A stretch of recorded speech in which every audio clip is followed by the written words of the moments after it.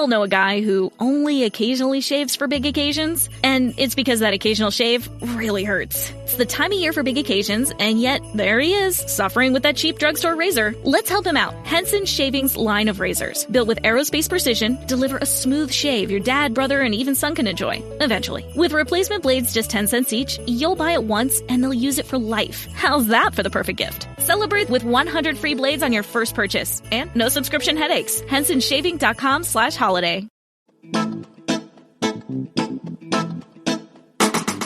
Hello and welcome to History for Weirdos. We're your hosts, Andrew and Stephanie. And each week, we're going to take you on a journey into the strange, obscure, and relentlessly entertaining corners of human history. Now listen up, friends, because it's about to get weird.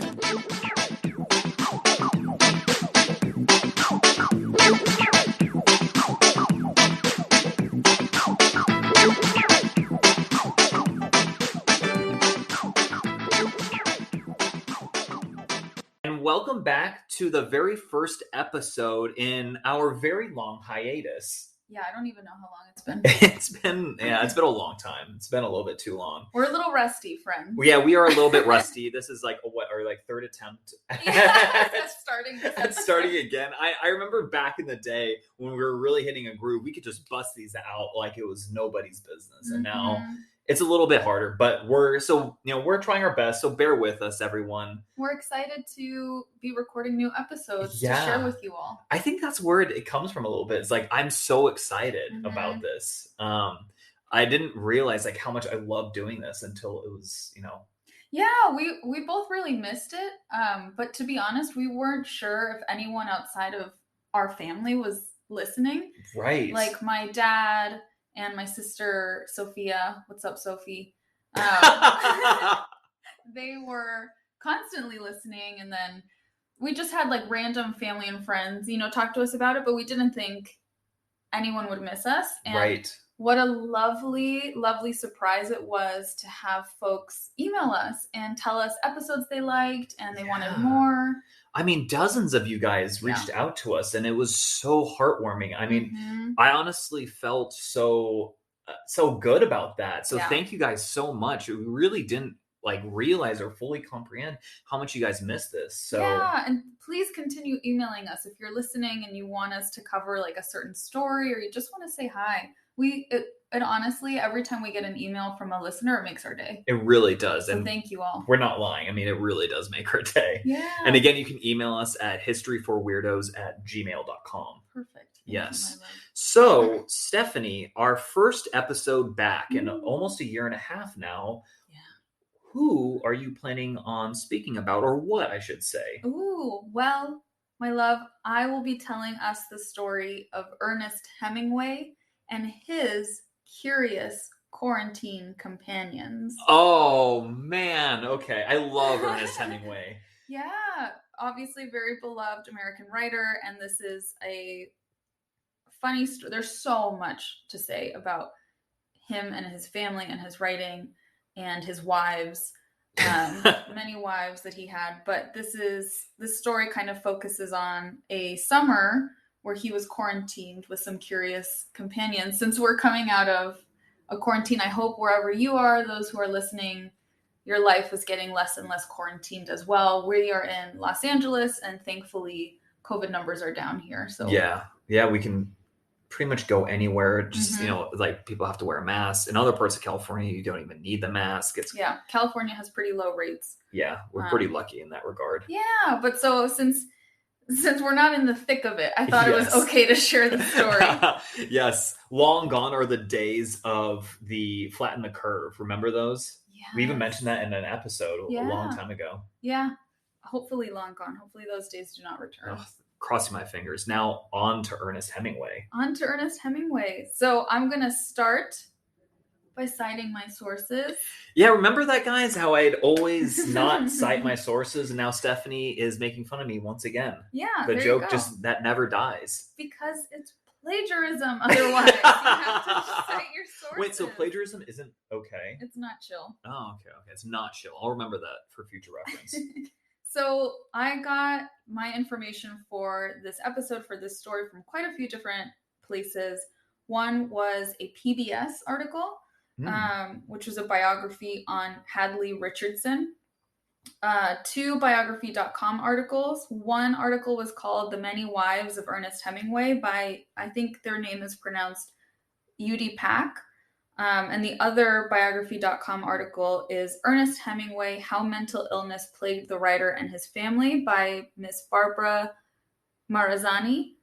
A Town and Country article by Leslie M. Bloom, a New York Times article from 1961 that didn't have an author. Wow. And I also reference this really cool, I have the book, The Paris Wife by Paula McLean. It's a fictionalized first-person perspective of Hadley Richardson's life with Ernest Hemingway. I'm guessing that's one of his wives. It's his first wife, and she will come up a lot in the story.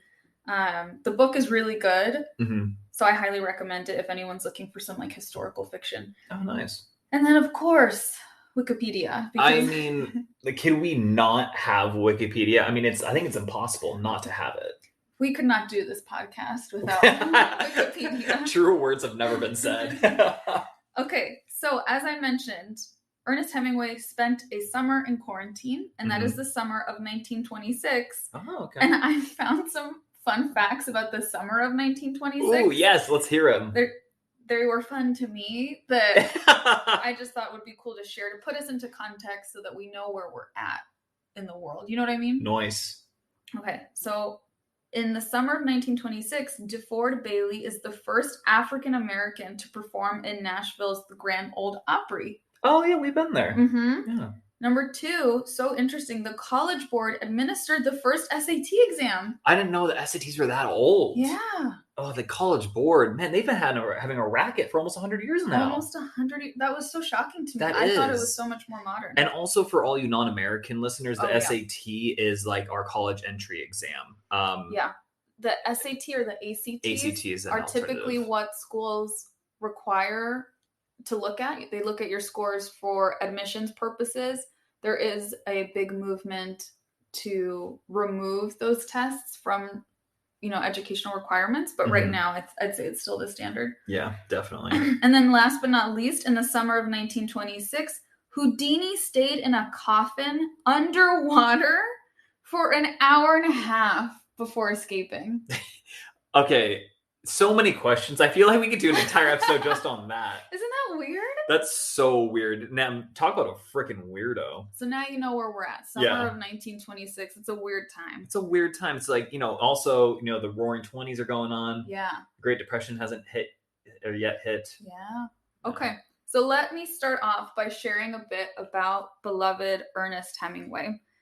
Ernest Miller Hemingway was born on July 21st, 1899. Nice. He was raised in Oak Park, Illinois. So he's a Midwestern lad.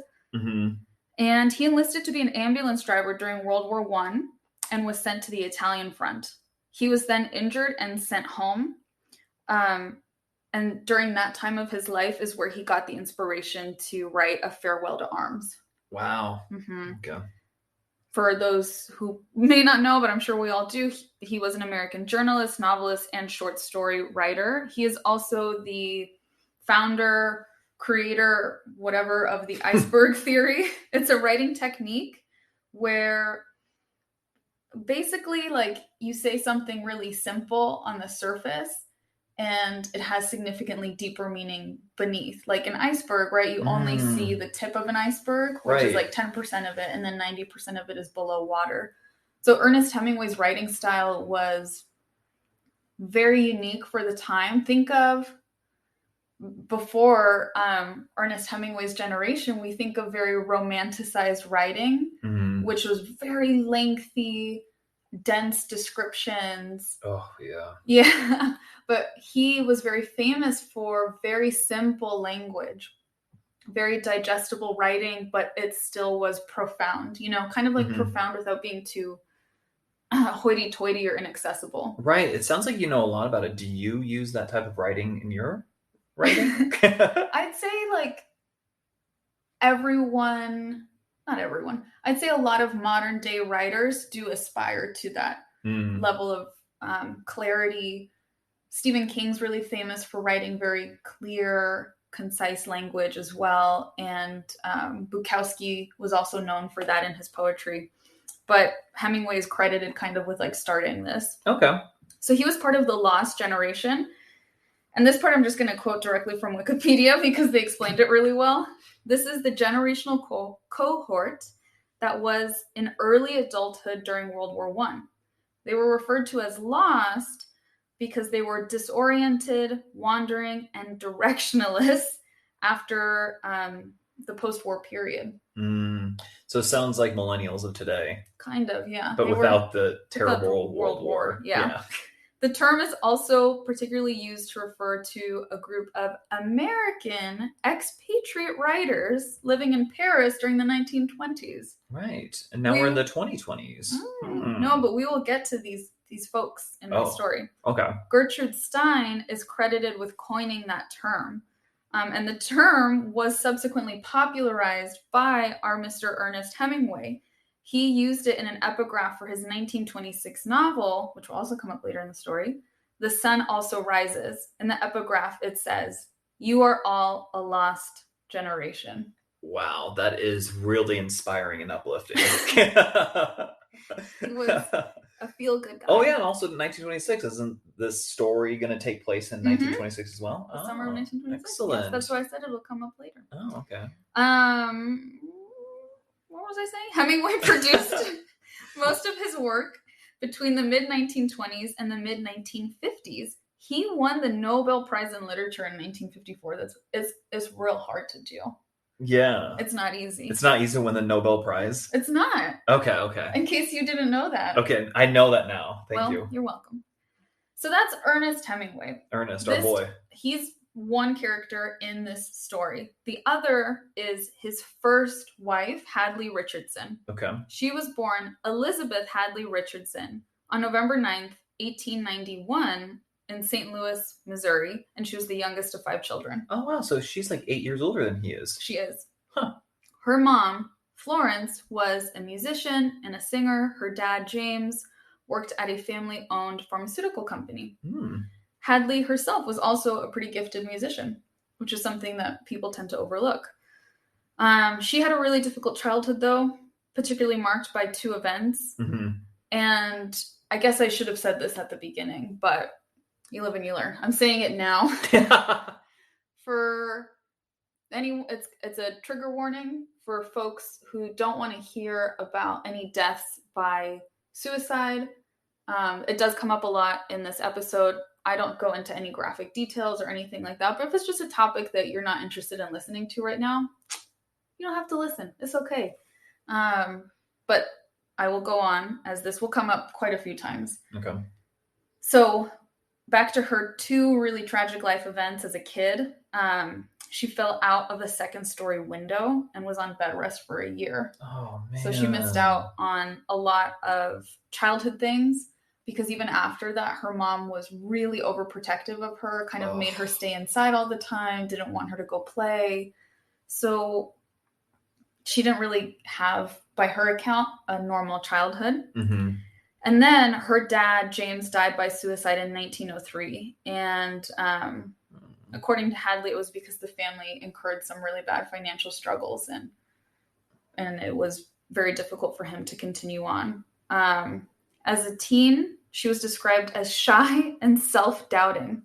Oh, I know. But she decided to go to a college called Bryn Mawr. Have you ever heard of it? Never heard of it, no. Me neither. She went to college despite, being kind of an anxious, shy person. But sadly, that same year, her freshman year of college, her sister died in an apartment fire. Oh my God. And that's when Hadley had kind of a nervous breakdown.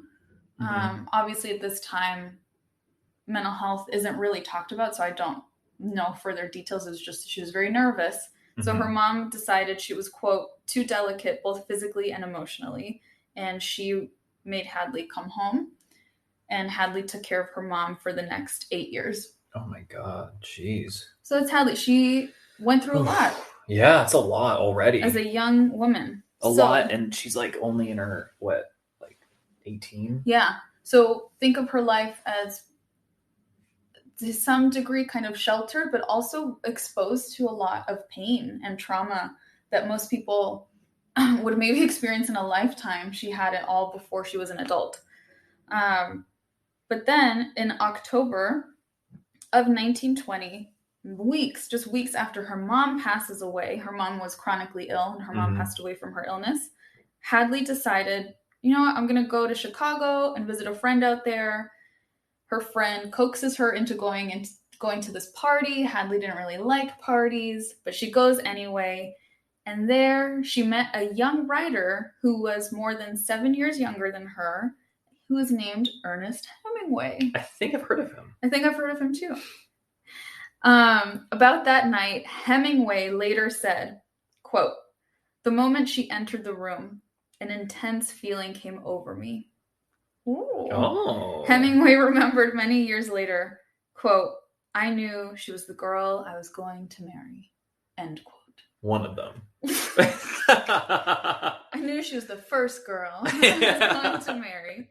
Yeah, come on, Ernest. Yeah. Not so earnest, are we?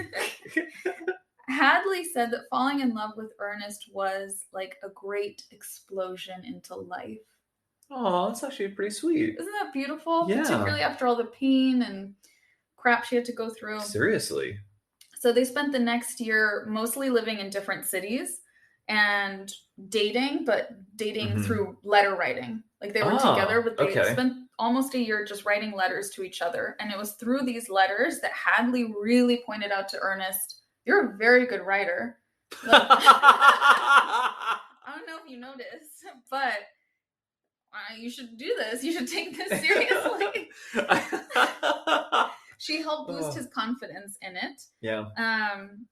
And then on September 3rd, 1921, so like less than a year after meeting, Hadley and Ernest Hemingway married in Michigan. Wow. People back in the day. I know. They didn't even live in the same city during that time. Yeah. Then, January 1922, the newlyweds moved to Paris. Oh, wow. That's so cool. To start a new life together. Remember, I was talking about the Lost Generation also refers to the American expats in Paris? Yes. So here we go. Here we go. That's them. They lived in a small apartment in the Latin Quarter, while Ernest worked as a correspondent for the Toronto Star, but they actually mainly lived off a small trust that Hadley had from the family pharmaceutical company. But they weren't well off. Like, he was getting paid very little, and they were definitely rationing what she had inherited. So they're not wealthy, but they're young and in love and in Paris. Good times. Yeah, very good times. It was here that the couple became friends with other famous American writers and artists, such as James Joyce, Gertrude Stein, Ezra Pound. Oh, wow. So, yes, those are some big hitters. Yes. Gertrude Stein, super famous. She was connected to so many artists of that era. She wrote as well, but she was really good at like spotting talent and helping people finesse their art and their work. That's cool. She was a good contact to have at that time. Yeah. On October 10th of 1923, Hadley gave birth to John Hadley Hemingway in Toronto. The baby was named for his mother and in honor of a Spanish bullfighter Ernest admired. But the nickname they give this poor boy is Bumby. Bumby. Wow, this kid never had a chance. They only refer to him as Bumby moving forward. So that's really disappointing. Bumby. And also Toronto, like what? I guess they must have been going back and forth between Toronto and Paris. Yeah, I don't know why they gave birth in Toronto, but they did. Not even the United States, which is odd. That's really weird, yeah. But that's where Bumby was born. So, at this time, they are young new parents. They are drinking a lot. Like a lot. They drink with their friends quite frequently. I know that they were very famous for being big users of absinthe. They're in their 20s, so they're partying, right? But they are new parents and they are newlyweds. So, at one of those parties in 1925 in Paris again, the Hemingways met a Vogue writer named Pauline Pfeiffer, aka Fife. Okay. Fife and Hadley quickly become friends. Hadley is very often, even as an adult, described as shy. Mm-hmm. And something really iconic of this era of the 1920s is women's fashion, right? A lot of the fashion was seen as very revolutionary, very feminist in the shorter hemlines, the boyish silhouettes. All the women were cutting their hair off. Mm-hmm. Very iconic things that we know of. But Hadley was not very fashion forward, right? She wasn't super trendy.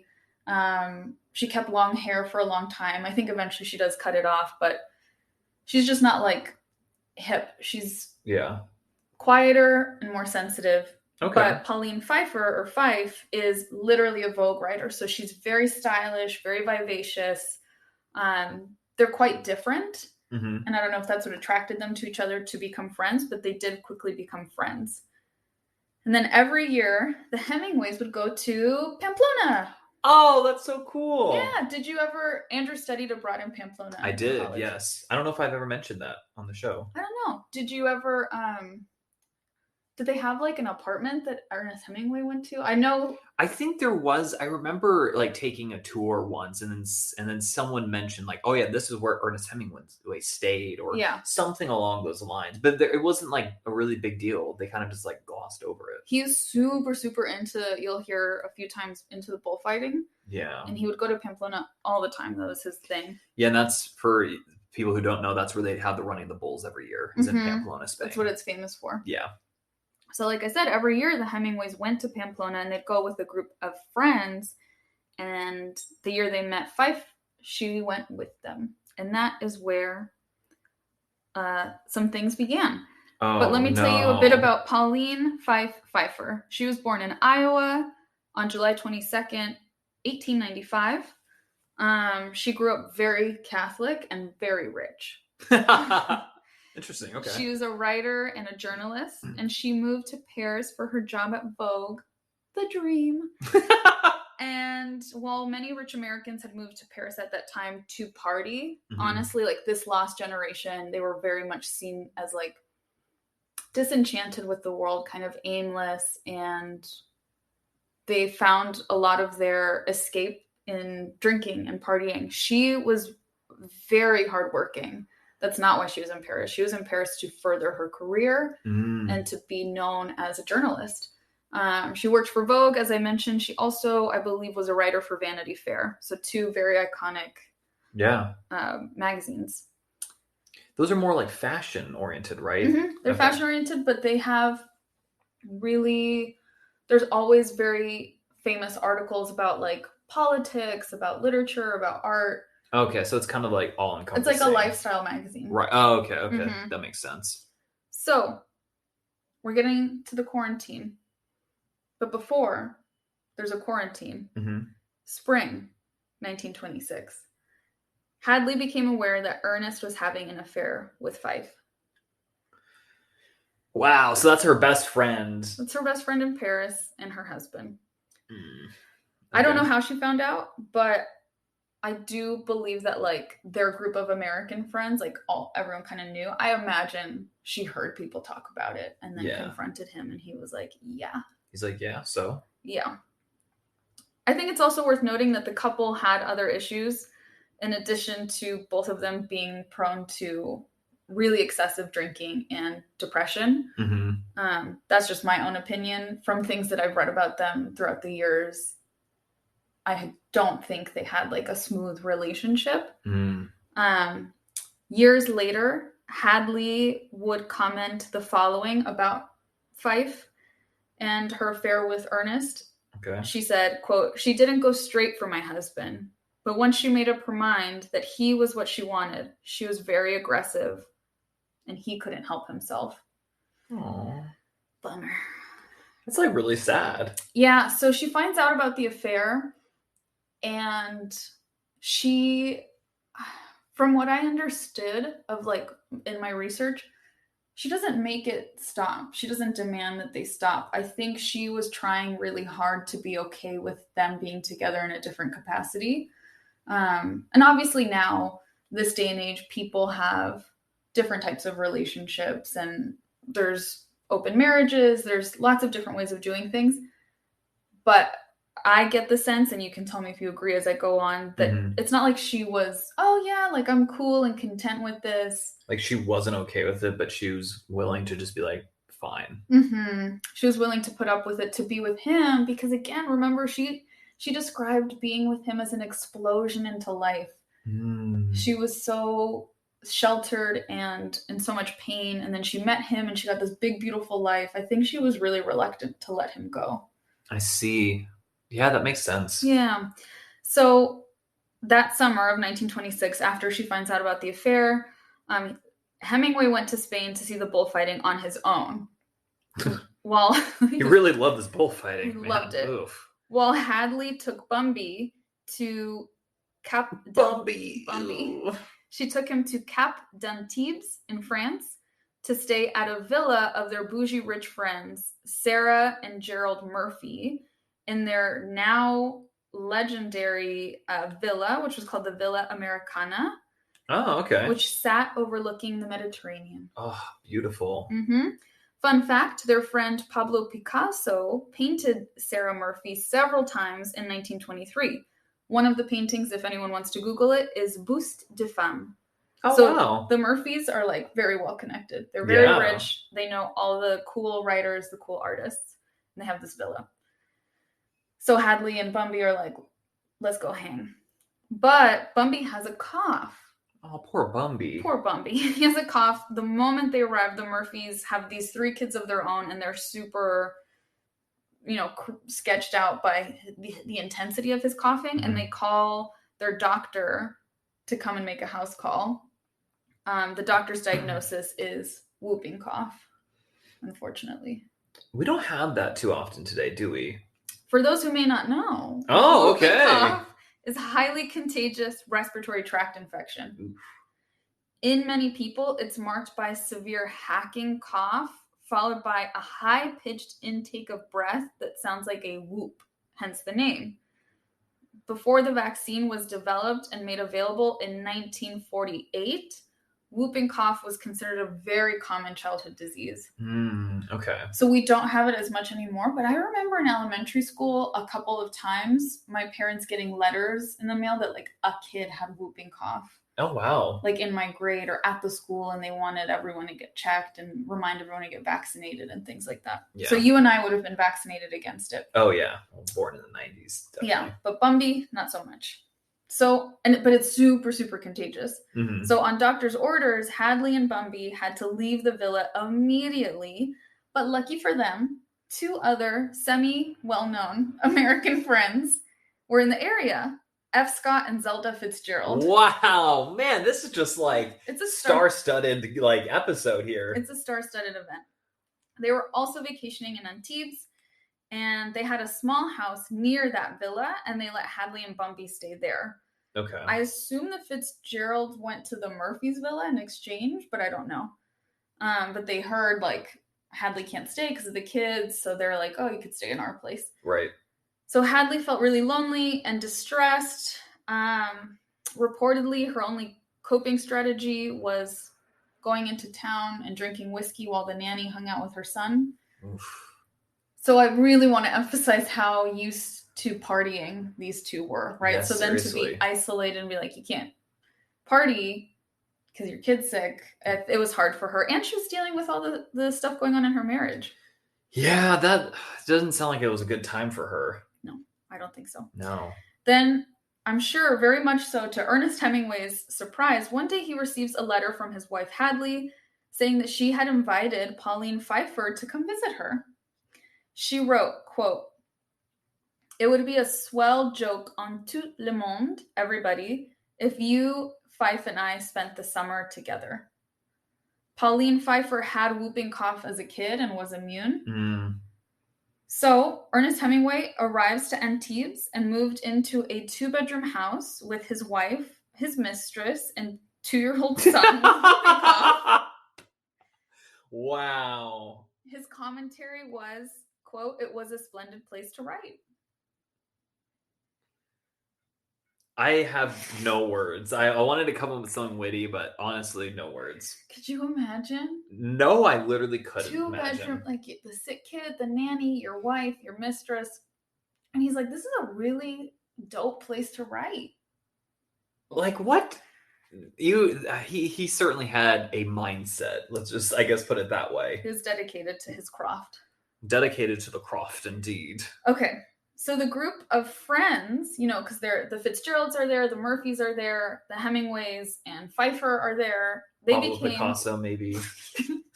He wasn't there for this summer. Oh, okay, sorry. But I'm sure they hung out with him. Yeah. They became social distancing OGs.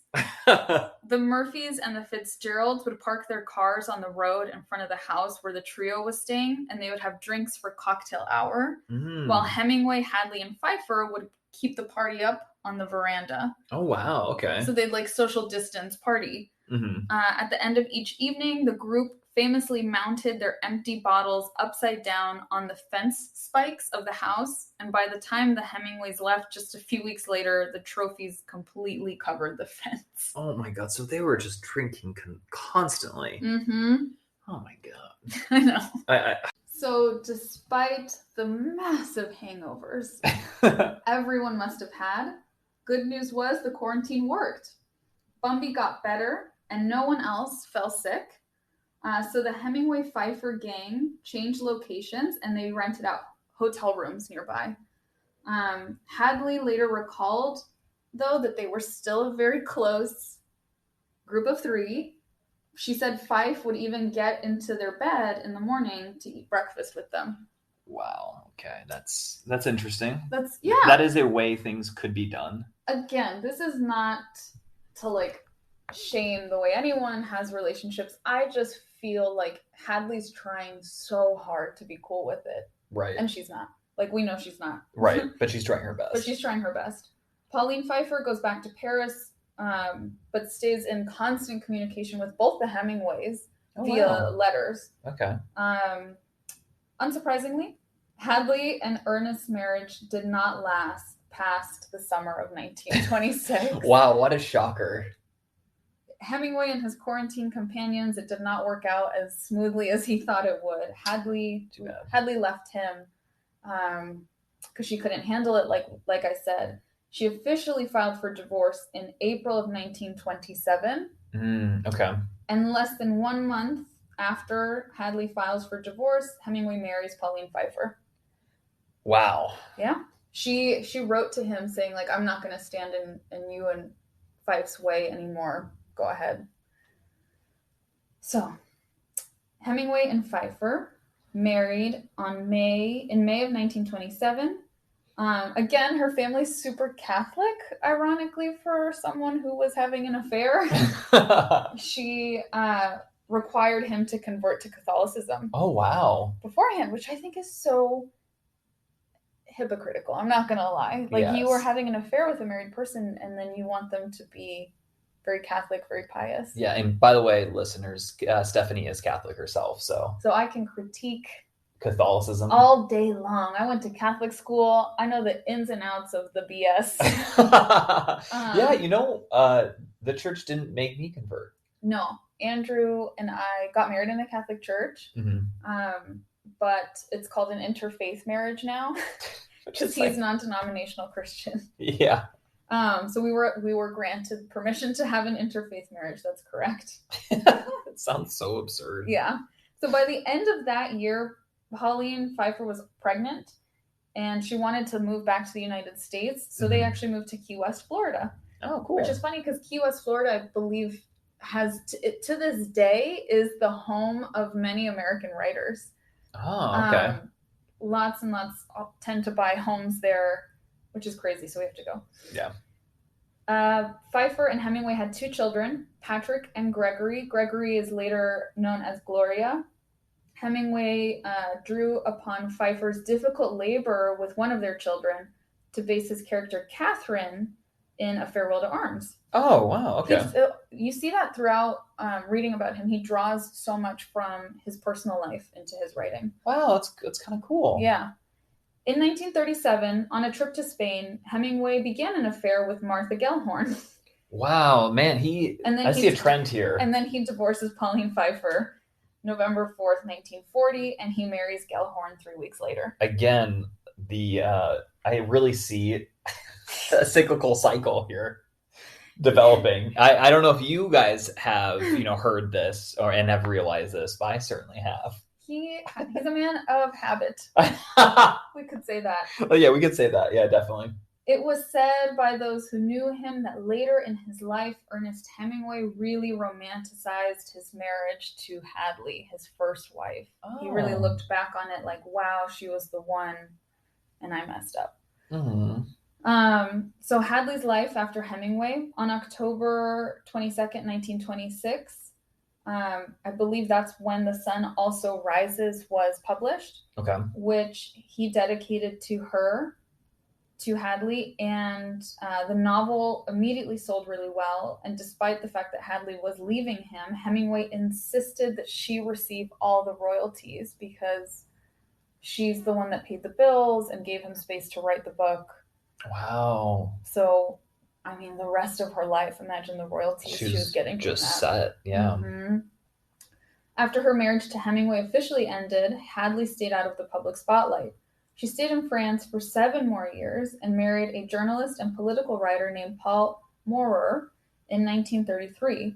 And soon after, they moved back to the United States, where they spent a lot of their time drinking and fishing. Those were their 2 hobbies that they were known for. Sounds like a good time. Yeah. Hadley is the title of a biography that was published by Gioia Di Liberto in 1992. Which talks a lot about, obviously, her life with Hemingway. Mm-hmm. And in 2011, this was reissued as Paris Without End. So it was called Hadley, then it was called Paris Without End, the true story of Hemingway's first wife. Oh, okay. That same year, in 2011, is when the Paula McLean fiction novel, The Paris Wife, was published. So there was kind of this big resurgence and an interest in who was Hemingway's first wife. Mm-hmm. And The Paris Wife was a New York Times bestseller. Yeah. So, for the rest of Hemingway's life, he, as we all know, has a lot of literary success, but he also does experience quite a bit of pain and tragedy. Mm-hmm. In December 1928, when Hemingway was 29, his father died by suicide. After many years of personal and financial struggles, his death understandably really shook Ernest, who processed this loss in his book For Whom the Bell Tolls, where the father figure character also dies in a similar way. Wow. He really just took it like straight from his personal life into his books. And very sadly, Ernest Hemingway died on July 2nd, 1961. The announcement of his death was on the front page of the New York Times the next day. Oh my goodness. You can look at it in the New York Times archives, which I did. Mm-hmm. And I'm just going to read it verbatim how it was originally published. Okay. Ketchum, Idaho, July 2nd. Ernest Hemingway was found dead of a shotgun wound in the head at his home here today. His wife, Mary is his 4th wife, by the way. Okay. His wife, Mary, said that he had killed himself accidentally while cleaning the weapon. The body of the bearded, barrel-chested writer, clad in a robe and pajamas, was found by his wife in the foyer of their modern concrete house. A double-barreled 12-gauge shotgun lay beside him with one chamber discharged. Mrs. Hemingway, the author's 4th wife, whom he married in 1946, issued this statement. Mr. Hemingway accidentally killed himself while cleaning a gun this morning at 7:30 a.m. No time has been set for funeral services, which will be private. Mrs. Hemingway was placed under sedation. End quote. That was like, isn't that haunting? That is. It seems so like sterile. Yes. Like just like almost formulaic. It's so interesting how they used to write about those things. Mm-hmm. And like the reason I did this little like summer thing I thought was just like funny and quirky, but it's so hard to write about anything about Ernest Hemingway or talk about him without talking about like the darker parts of his life. Right, absolutely. Because they came up so much. So, however, even though it was initially reported to be an accidental death, we now know that Ernest Hemingway struggled for many years with mental illness. Mm-hmm. Obviously, his father also died by suicide. We now know that death was death by suicide. It was not an accidental cleaning of his shotgun. Right. The initial reports came out that way because his wife didn't want the public to know the details. Mm-hmm. And we can understand that because the stigma is so pervasive now. Right, and it was probably even worse back then, I can only imagine. Mm-hmm. Yeah, I don't really blame her at all, actually. No. Yeah, she probably genuinely felt like, I'm doing the right thing for him and his memory. Absolutely. But he was in treatment at the Mayo Clinic on and off for a really long time for mental health struggles. Wow. I think I don't know how this is possible or allowed, but I saw in one of the articles I was reading that like we now like research his medical records and stuff. I don't know, but they believe now that he had, I think bipolar 2.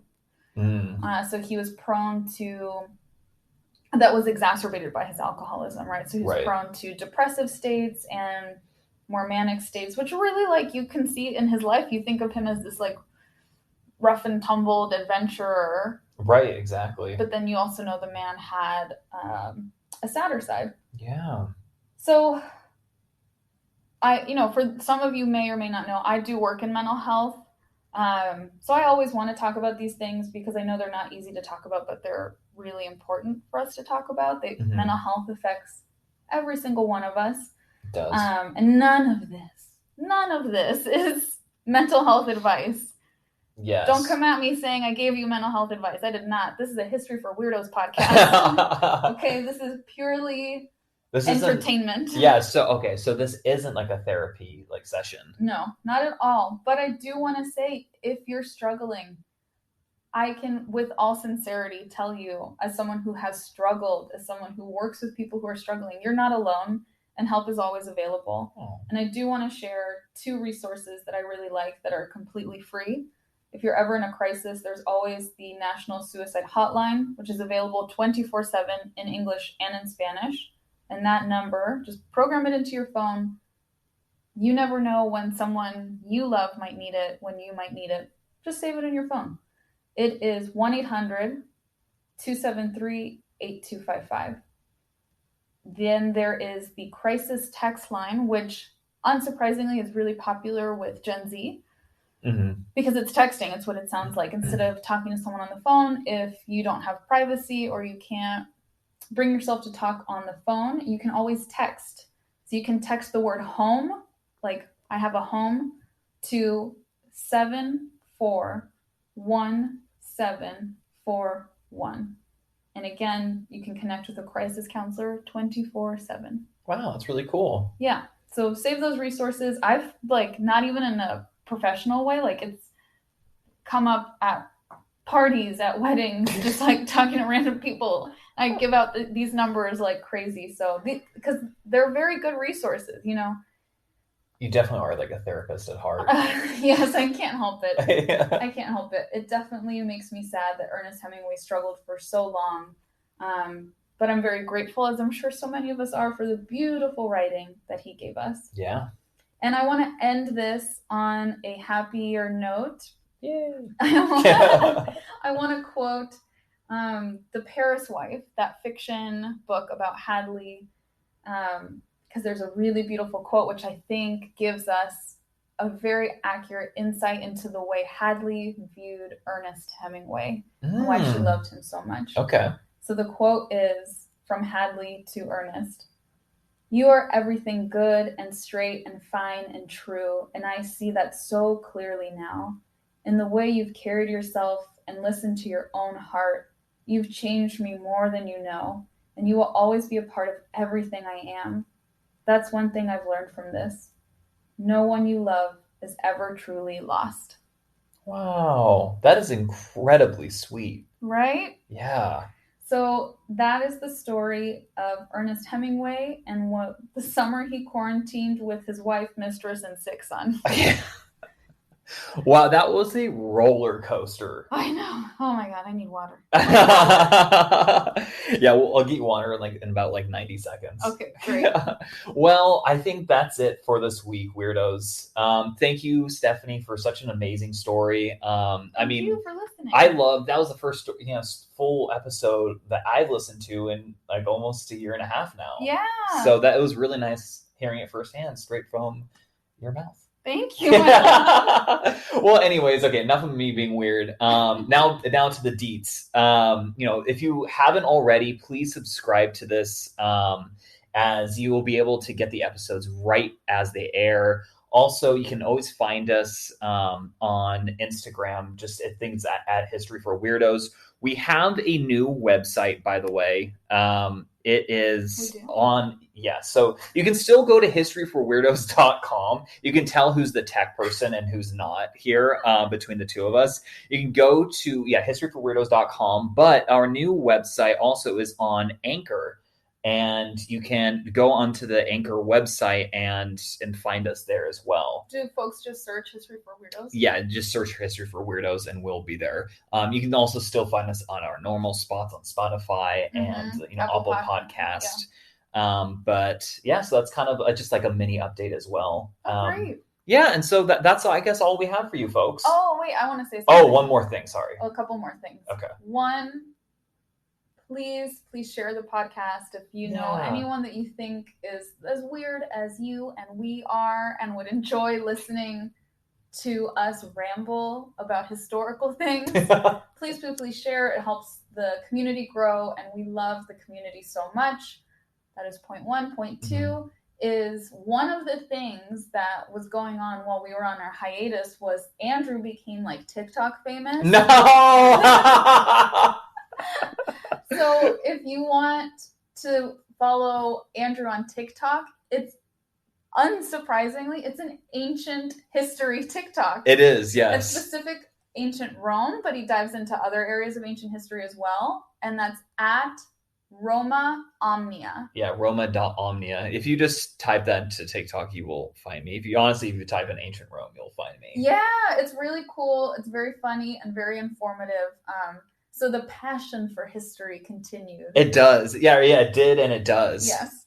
Just in multiple platforms now. Exactly. Yeah. So thank you so much, weirdos. Thank you so much, weirdos. Until next time. Until next time.